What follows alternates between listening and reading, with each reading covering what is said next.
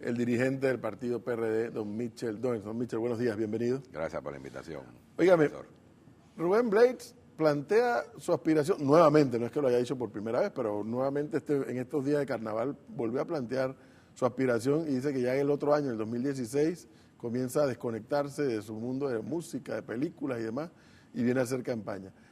Hay espacio, a ver, para Rubén Blades, para cualquiera que cumpla, hay espacio, pero políticamente hablando, las condiciones están dadas para una figura, fuera Rubén Blades o fuera cualquier otro panameño, hombre o mujer. En política tú no puedes cerrar escenarios y yo pienso que con la crisis que tenemos en los partidos políticos hoy, y como señalabas tú también, los desgastes naturales que sufren los gobiernos en el ejercicio del poder, cualquier cosa puede pasar en las próximas elecciones. En los partidos políticos nuestros realmente hoy en día están muy cuestionados, están muy vistos por la opinión pública de manera muy negativa.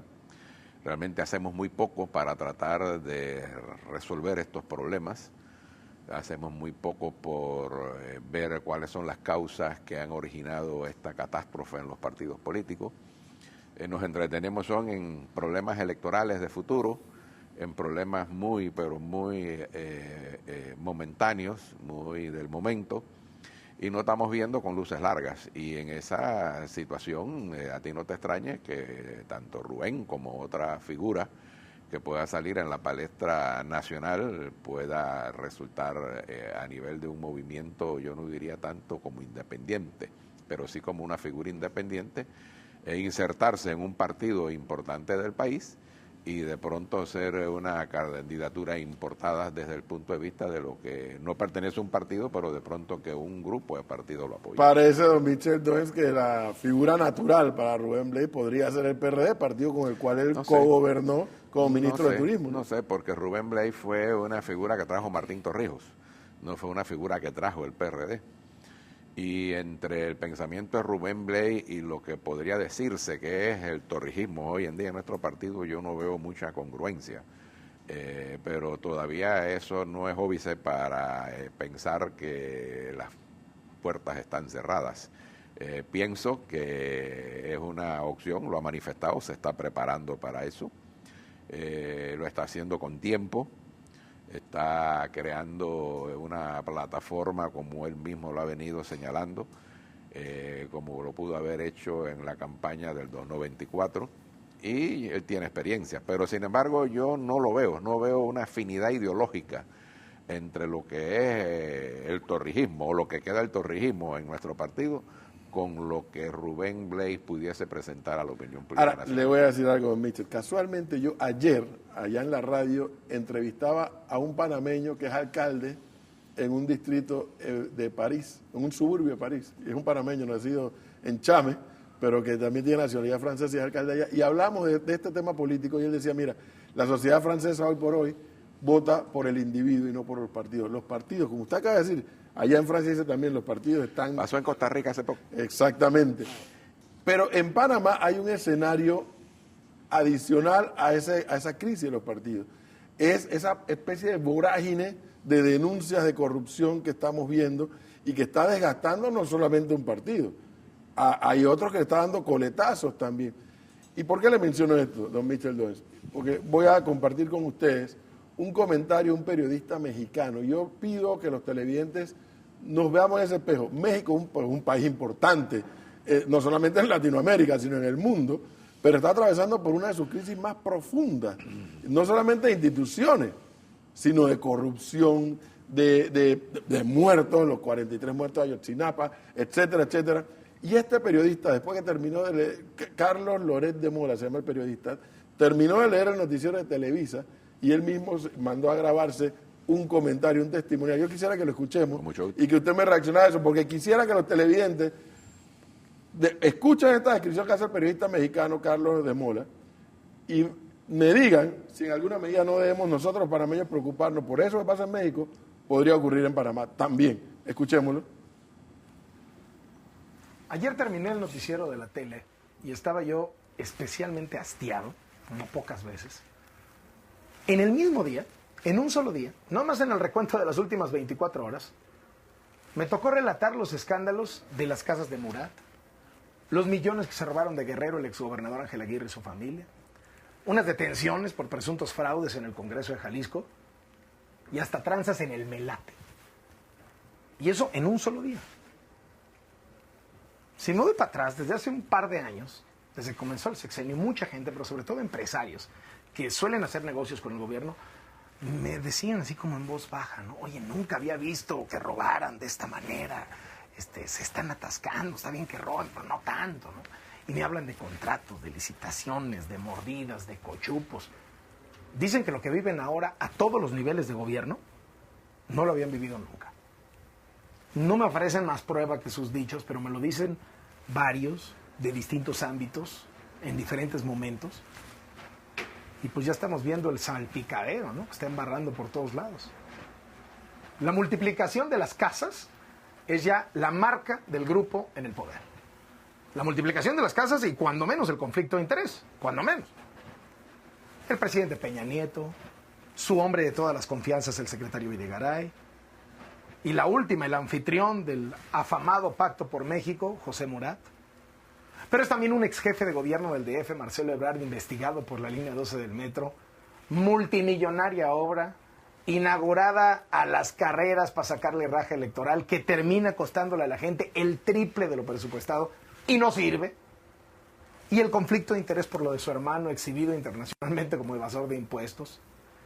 Y luego una red de peculado y lavado de dinero integrada por 6 familiares del exgobernador de Guerrero, Ángel Aguirre, que se roba casi 300 millones de pesos del presupuesto de uno de los estados más pobres del país. Funcionarios que fingen un sorteo de Melate para robarse 160 millones de pesos. Un gobernador de Sonora, Padres, que se agandalla el agua del río y se construye ilegalmente una presa en su rancho. Un exsecretario general del Congreso de Jalisco detenido por intentar cobrar ilegalmente 58 millones de pesos. Y me puedo seguir, casas por aquí, casas por allá. Muchos políticos justifican diciendo, bueno, es que la corrupción es como cultural en México, ¿no? Hasta el presidente ha dicho eso. Como si fuera nuestra manera de ser. Y bueno, pues si nos vamos a la historia, pues el gabinete de Juárez se quedó con las expropiaciones, los cañonazos del general Obregón, la colina del Perro de López Portillo, los Salinas. Pues sí, puede ser que se haya repetido mucho en la historia, pero me parece que minimizar el hartazgo de ahorita, con el argumento de, pues aquí han robado siempre, es... ¿No cree usted que hay una similitud impresionante de cosas que han pasado en México es que Panamá están pasando acá? Es que Panamá no es el país en donde estas cosas se vienen planteando y se vienen viendo. Esto viene de arrastre ya en lo que son los sistemas políticos en nuestros países, en Europa, en los Estados Unidos, en América Latina. Es más, yo creo que América Latina hasta cierto punto se puede decir que viene de vuelta. Pero tú recordarás la gran crisis económica que hubo a raíz de la crisis inmobiliaria. Mucha gente no le ha parado mientes a lo que pasó realmente. Y lo que hubo fue una gran corrupción en las instituciones, en la figura en los Estados Unidos y en Europa, de gente que controlaba y tenía un gran acceso a lo que son instituciones financieras, a calificadoras, a promotoras de inversión y muchas otras cosas más, que no lo digo yo, no más que hay que ver y leer a varios premios Nobel de Economía en los Estados Unidos, que cuando hablan del tema de los valores y de la ética empresarial, y con esto ahora que no se diga que estoy haciendo campaña negativa contra la empresa privada, pero ahí están las obras de Krugman, de Krugman y del señor Joseph Stiglitz, donde hacen una relación de cómo el sistema político y empresarial de nuestros países, lo que él llama una cultura, este señor periodista, generó una gran crisis que todavía estamos en un proceso de recuperación y donde en Europa se está viviendo. Se está viviendo ahora también, pero... Eso si tú lo traspolas a lo que es la vida política, tú te darás cuenta también que mucha gente emerge ahora como grandes políticos, como grandes salvadores, y que provienen del sector privado y que quieren hacer entonces de nuestros países una gran empresa o manejarla como una gran empresa. Incluso pienso que pensando de buena fe, porque la institucionalidad de nuestros países efectivamente de pronto ponen trabas y convierten a muchos políticos, y sobre todo políticos que vienen del sector empresarial, los convierten en unas personas desesperadas que no pueden avanzar como avanzan en sus empresas. Pero esto trae como consecuencia pasar por encima de las instituciones, de las leyes, de la Constitución, y que te genera una especie así de ceferismo de hacer lo que le da la gana, como tú estás viendo en México, donde se construye en una finca, una represa, o como se hizo aquí en Panamá, donde leyes, códigos, todo se dio al traste. Ahora, pero no es parece, consecuencia ni es un tema inédito de Panamá, es un problema que se viene dando a nivel internacional. Me parece que la situación de México en algún aspecto no es diferente a la de Panamá. ¿Y saben cuál? Justicia. Sí. Sí, pareciera que es el talón de Aquiles. Es que en México también no solamente se ha venido dando sino el narcotráfico y el lavado de dinero que penetró los intersticios del tejido social, se manifiesta en todo. Se manifiesta, y en Panamá no somos ajenos a eso. Quizás no habíamos llegado a un nivel de crisis como la que vive lamentablemente la hermana República de México, pero en Panamá lo estamos viendo. Nosotros estamos viendo cómo hay gente que de distintos sectores marginales de la ley participan en política y hacen política, y es algo que parece natural. En México hubo en un momento lo que se llamó coloquio de invierno, donde grandes figuras intelectuales y figuras políticas se sentaron, y religiosas, para ver los problemas de México terminando el siglo pasado. Lamentablemente los acuerdos y las grandes medidas que allí se tomaron, no le he visto los resultados, porque estamos viendo esta realidad. ¿Cómo logramos, don Michel Doens? Y fíjense, porque digo logramos, clase política, medios de comunicación social, la denominada sociedad civil, ¿cómo logramos que el panameño y común la empresa y corriente, privada, también, bueno, y la empresa privada, que juega un papel, es un factor, sí, que el panameño, ese panameño sencillo entienda que la corrupción nos afecta a todos por igual, que no es verdad que nada más beneficio afecta a uno y a otro. Porque si los dirigentes no damos el ejemplo, si la clase dirigente de todos los sectores sociales no damos el ejemplo, pregonamos con el ejemplo y además actuamos con el ejemplo, es como en tu casa. Si tú en tu casa no das buenos ejemplos a tus hijos entonces no van a salir con la mejor formación en cuanto a valores y a ética a la sociedad. Yo creo que nosotros tenemos que hacer una retrospección y hacer un esfuerzo, como lo hemos hecho en periodos anteriores, durante los últimos 25 años, como se hizo en Bambito, o eso en Coronado, de que la clase política, la clase empresarial, el movimiento de los trabajadores, los periodistas que tienen mucho también, los medios de comunicación que tienen mucho que también hacer en esto, puedan reunirse con sectores religiosos de las distintas corrientes religiosas para hacer un debate sobre estos temas, porque en nuestros partidos y en el resto de las instituciones cada quien va a ver su coto de casa y no va a ver el bosque en su conjunto. Pero, Michel, fíjese, porque yo digo que aquí en Panamá, al igual que en México, así como el periodista dice casas por todos lados, el secretario del presidente, allá igual acá, etcétera, pero allá parece que les cuesta mucho a la justicia meter preso a alguien o encontrar culpable o inocente a alguien. Fíjese, todos estos escándalos de corrupción que se están denunciando, para mí están en categoría de denuncia, quien lo empezó todavía no ha ido a la fiscalía. Así es. Que fue el señor Ferrufino. Así es. Entonces, ¿cómo le explicamos eso a la gente? Bueno, o sea, ¿por qué? Porque el panameño ese común y corriente, como usualmente dicen algo, dice, pero ve acá, si aquel sembró su casa por todos lados y nadie le hace nada ni le dice nada, ¿por qué me van a decir algo a mí? No vayamos muy lejos cuando hablamos del tema de cultura.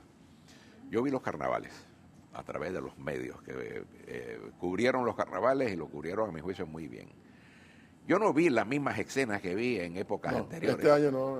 Yo vi que hubo más decencia, hubo más comportamiento, hubo la ciudadanía, el pueblo tuvo una participación en donde hubo más decoro y no se dieron esos espectáculos que se dieron en ocasiones anteriores. Quizás ahora que veamos las cáscaras el sábado, veamos otra cosa. Pero eso lo que te indica es que cuando desde arriba se está dando un mensaje de que hay que romper precisamente esa cultura chabacana, esa cultura de atraso cultural, y que lo que refleja son cosas que en la sociedad no queremos verlas. Cuando se comienza a pregonar con esto, y fíjate que fue una campaña muy breve, tuvo su resultado.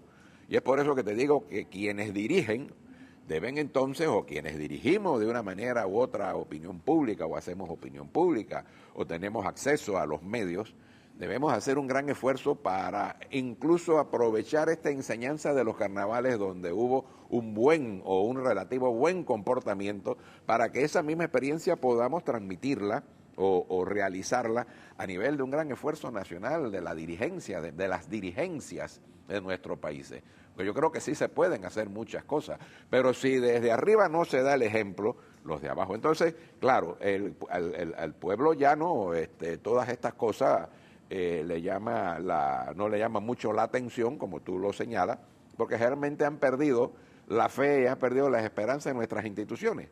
Yo lo que pienso es que eso es lo que hay que retomar, la institucionalidad. Y yo no veo, para hacerte y terminarte este aspecto, que en México está pasando en Panamá. En Panamá la justicia está operando, quizás más lentamente de lo que muchos esperan. Muchos quisieran ver más efectividad, quisieran ver más velocidad en esto, pero yo pienso que de una manera u otra ya estamos viendo resultados. Y el caso, pues, señalaba tú, de Guillermo Ferrufino, es un caso que a mi juicio no ha avanzado mucho más porque las investigaciones no se tenían ya concluidas, y no se tenían concluidas porque el Ministerio Público tiene muchos casos y no tiene ni los recursos materiales ni los recursos humanos para atenderlo todo a la vez y con la celeridad que Déjeme ir al plano político electoral puro y duro. Michel Doens, conociendo como conoce al PRD a lo interno, ve a un partido como el PRD listo, por ejemplo, como para postular a un no PRD. No, yo no lo veo listo, realmente no. Yo pienso, como te decía, que Rubén Blades, el PRD, o lo que es el torrijismo, el núcleo fuerte ideológico, poco o mucho que hay en el PRD, yo no veo a Rubén Blades embonando con la estructura con partida. la estructura. Pero entonces, ¿qué? El PRD se podría estar debatiendo entre Pérez Valladares, Samuel Lewis Navarro, Nito Cortizo. Sí, el PRD. ¿Sería ese el debate interno? Para mí el PRD lo que debiera estar en estos momentos debatiendo es las causas de las derrotas que se dieron tanto en el 2009 como en el 2014.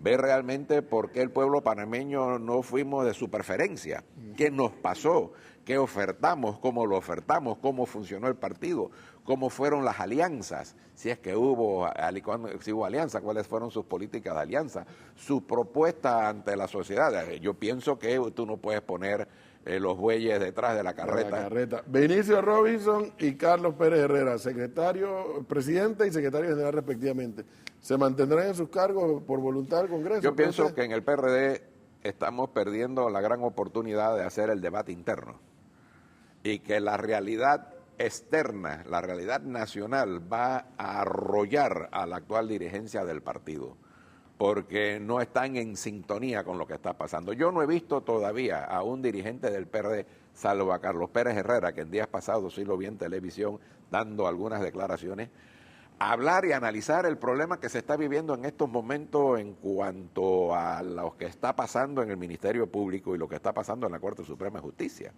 Eso es un tema que está de número uno en la agenda nacional. El PRD en el año 2011, cuando lanzamos nuestra propuesta en un Congreso Nacional, señalamos precisamente que el centro de la lucha en el país tenía que ser contra la corrupción. Tenía que analizar cómo esto estaba haciendo daño. Dígame una cosa, ¿y Juan Carlos Navarro seguirá siendo un factor dentro del PRD? Bueno, yo pienso que Juan Carlos Navarro, en la última declaración que dio, en la que señaló de manera muy suave de que él lo que se critica es que no hizo más oposición, es un detallito, algo nimio, ¿no? Que eso fue lo que incidió mucho. Bueno, precisamente eso se trata. Precisamente de lo que se trataba era de que el PRD no solamente tenía que tener una propuesta como la lucha contra la corrupción, como la constituyente, la descentralización, la lucha contra la pobreza. Bien. Y el impulso del pacto por la justicia. Al no tener esa propuesta van a hacer la suya, nos robaron el mandado. Bueno, es la demostración de cuando los partidos políticos pierden el norte, pierden el objetivo de su razón de ser, pierden el electorado. Eso no falla. Y por eso, usted escuchó el análisis que hicimos hace unos minutos atrás, ahora mismo, con la situación del PRD, con la situación de cambio democrático, con la situación del panameñismo, hoy, yo no sé mañana, pero hoy, sí, el escenario está allí puesto para que cualquier hombre o mujer panameño por nacimiento con 35 años de edad o más pueda decir, aquí estoy yo y Cuenta estoy mucho dispuesto la a hacer figura. una propuesta. Sí, la Cuenta figura, mucho la figura. la propuesta electoral es la que parece ser la clave, o sea, de quién es, no qué grupo lo La propone. figura y lo que diga, su propuesta Evidentemente. política, su proyecto. Porque después de tantas veces el electorado haberse cogido el dedo con la puerta, creo que cada año, cada 5 años estamos teniendo un electorado más crítico, me da la impresión. Sí, señor. Muchísimas gracias, Mitchell. Gracias por Muy la invitación. amable por darnos este tiempo para tratar de entender el panorama político.